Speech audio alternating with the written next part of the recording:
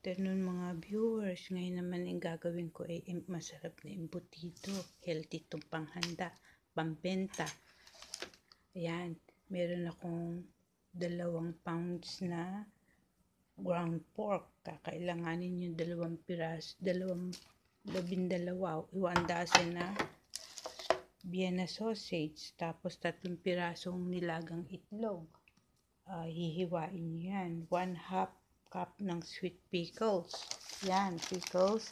At 1/2 ng tomato sauce. Kung pwede din na hindi nyo nalagyan yan. 2 ilaw na itlog. Isasama nyo yun sa lahat ng ingredients. 2 cup ng cheddar. Pwede din kayong mag-adjust. Ang gamit ko, Eden. Kasi nagsawa na ako. Pwede rin tong Kraft cheddar. Mga kalahati na to, mga 4 o 6 na piraso. Tapos 1 cup red bell pepper, pwede na to. Ito, pwede na itong ganitong size, red and green. Pwede, hahatiin ko to, ito ang lalagay ko instead na ito. Kukunin ko lang yung buto nito. Ngayon, 1 and 1/2 cup ng raisin. Kaya kailangan ng 2 raisin at yung tinabi kong raisin na may asin, huhugasan ko pa yan.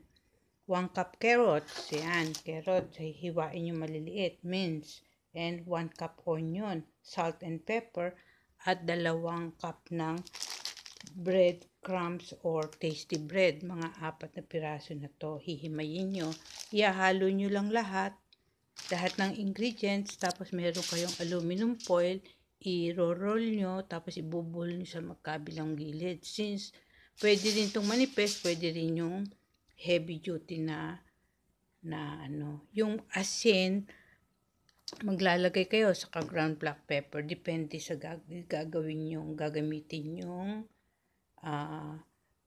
ground pork. Ngayon, kung wala kayong kailangan yung steamer, mga 1 oras yan. Sige, thank you for watching. Don't forget to click subscribe if you didn't subscribe yet. Ang pag-subscribe once lang at libre. Thank you and Merry Christmas to all of you. Bye.